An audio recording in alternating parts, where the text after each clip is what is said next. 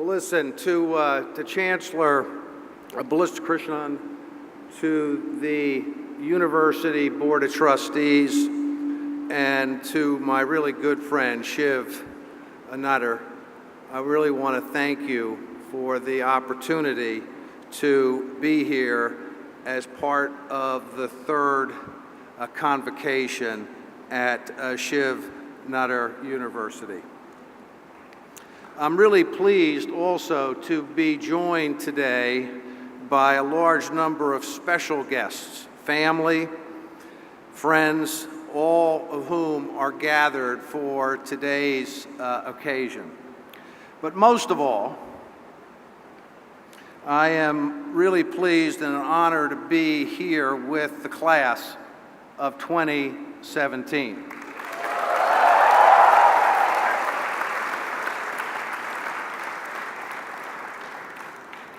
This is a momentous day for you. It's recognition of all the hard work that you have put in and all the accomplishments over the years.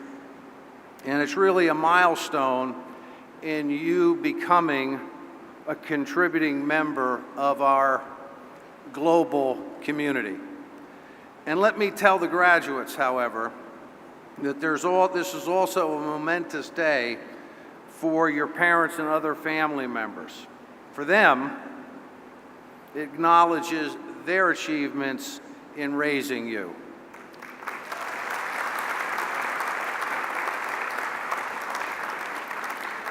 So let me be the first to extend my congratulations to all of you and ask that we all join in a quick round of applause for our graduates.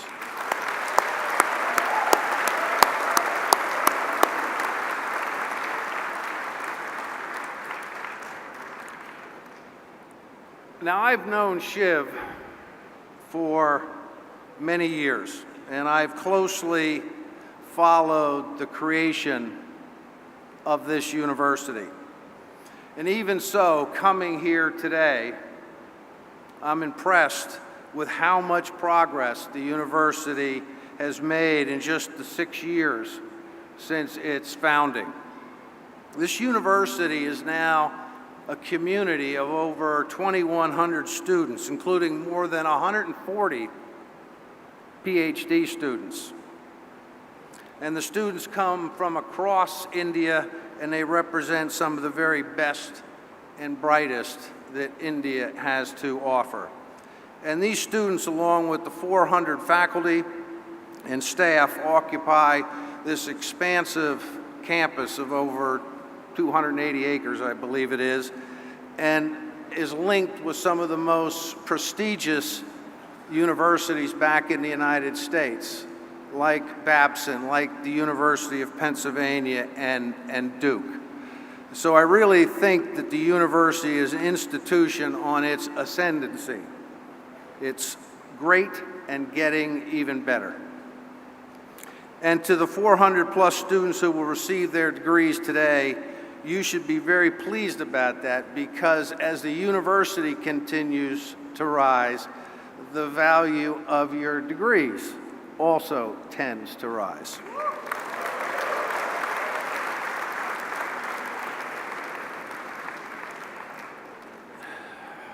You know, in many respects, the growth and the development of the university reflects the philosophy and even the life's journey of the man whose name it bears.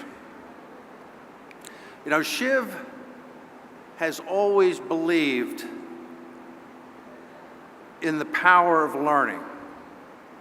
And he said, and I'll just quote, "If there's a tool that can empower individuals and narrow the socioeconomic, the rural-urban divide, I believe it is transformational education." And education turned Shiv's life around. And now he is helping to do the same for SNU students. You know, Shiv didn't see his first big city until he was 21 years old. but he did see the inside of a lot of classrooms. And he made the most of his time in school, and he has said it unequivocally that he is a product of his education. And now SNU has been established to similarly equip thousands of students with the education they will need to embrace their own hopes and their own dreams. Indeed, the university's mission refers to its students as the path shapers of tomorrow, who can shoulder the challenges of globally responsible and ethical leadership in the 21st century. And it's just these challenges that I want to spend a few moments discussing with you today. You know, as a global community, we face an unprecedented acceleration in the pace of change. In his most recent book, Thank You for Being Late, the author, Thomas Friedman, notes that the three largest forces on the planet, technology, globalization, and climate change, are all accelerating at once. This incredible pace of change, Friedman goes on to say, is like being in a car that is accelerating from 0 to 100 kilometers per hour in 5 seconds all the time. And I believe that for our global community, the challenge that Friedman points to, technology, globalization, and climate change, are significant, and they are in fact real. And as we have seen throughout history, we have choices about how we respond to challenges like these. We can choose to see only the downside, or we can take a look at the opportunities that accomplish almost any challenge. We can allow these challenges to divide us, or we can find ways to come together. We can default to the lowest common denominator, or we can step up and lead. Now, I feel a sense of great optimism as I consider these divergent alternatives. And that's because of people like the graduates that I see before me today. Smart, empathetic, tech-savvy, and globally minded. We're fortunate to have young people like you graduating from institutions like SNU, because today's challenges put you on a mission that you are uniquely now qualified to undertake. Now, what do I mean by that? Let me begin by just giving you a sense of what the world was like when I was sitting where you are today. Now, I will remind you that this was a very long time ago. Not as long ago as when Shiv was sitting there, but nevertheless a long time. You know, when I graduated from college, we could still see World War II in our rearview mirror. The technology that propels our world today was in its infancy. The only computers were room-sized mainframes with processing power that was much less than the smartphones that we carry in our pockets today. And poverty was widespread on a global basis. Now, my generation addressed many of those challenges. You know, we haven't had, thankfully, a true global conflict in over 70 years. Trade and innovation programs have helped lift more than 1 billion people globally out of poverty.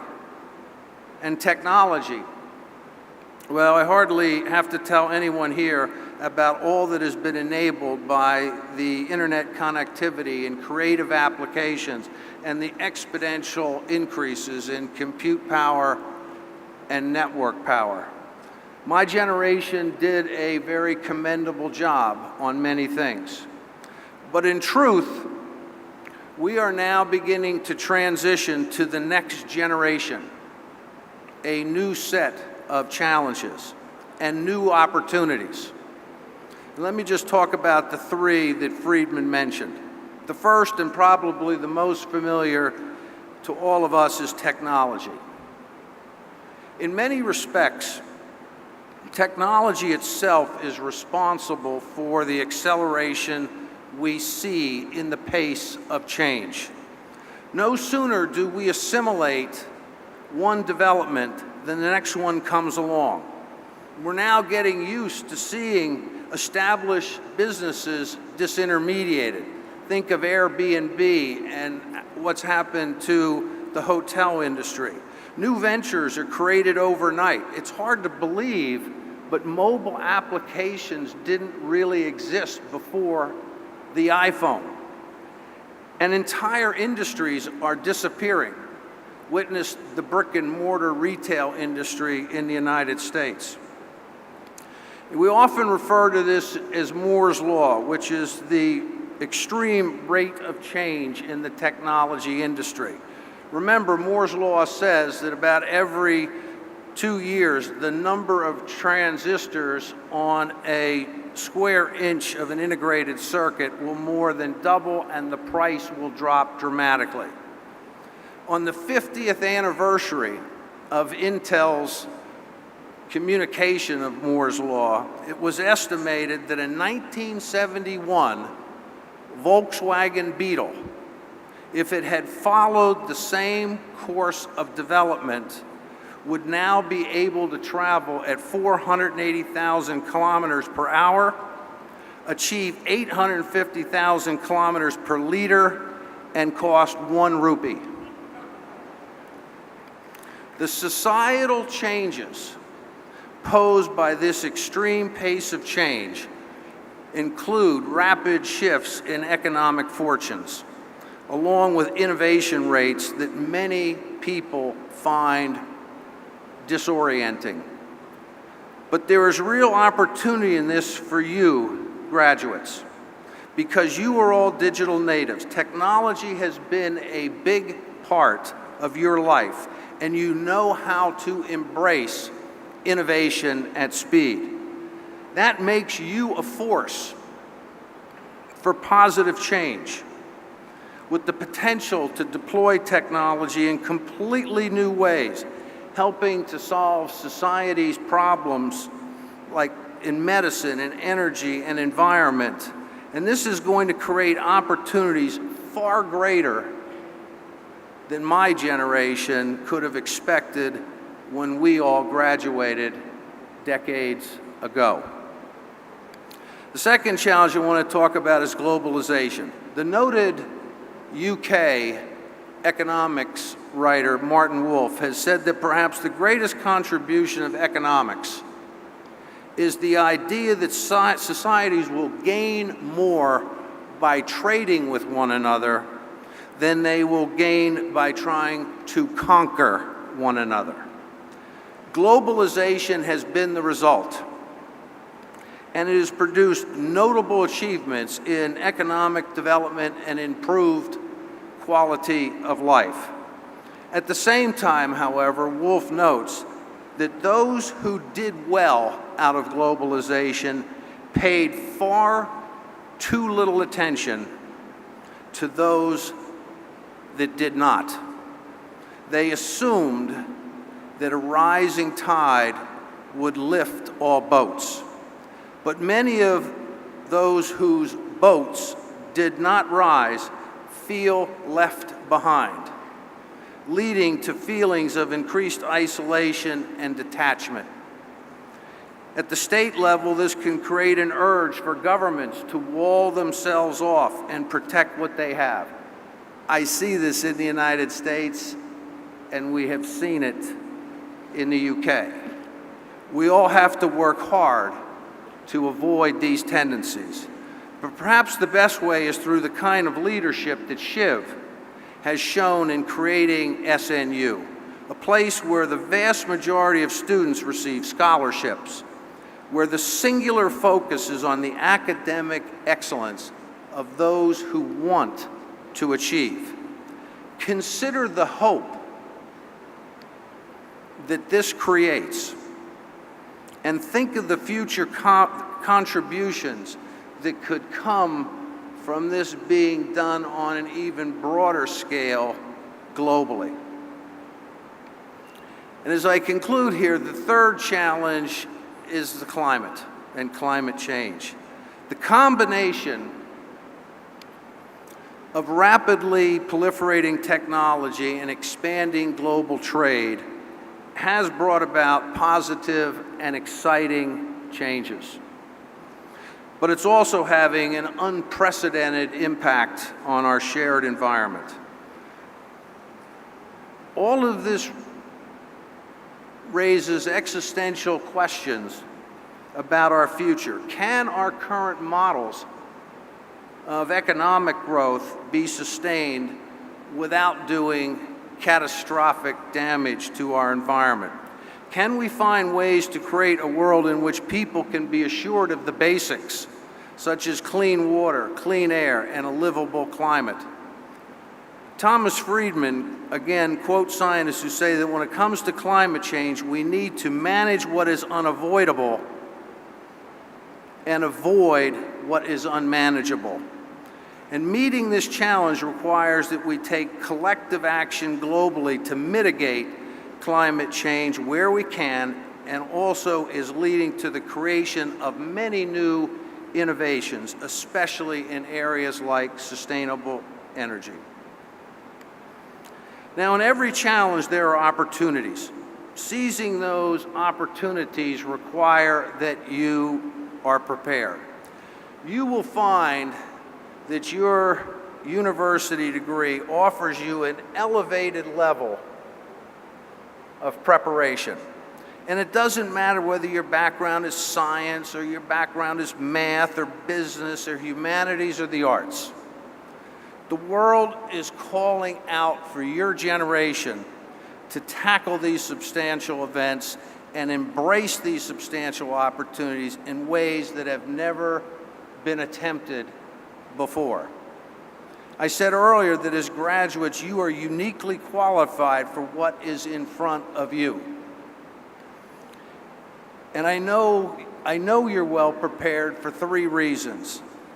First, you're graduating from an institution whose mission, as I said earlier, is to prepare you for the challenges of globally responsible and ethical leadership in the 21st century. SNU values call out freedom of inquiry, respect for the diversity of people and ideas, environmental consciousness and sustainability, and commitment to social justice and public service.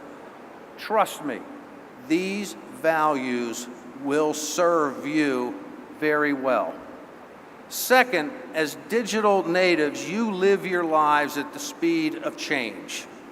Where my generation might be intimidated by the idea of going from 0 to 100 kilometers per hour in 5 seconds all the time, to you, it's just another day.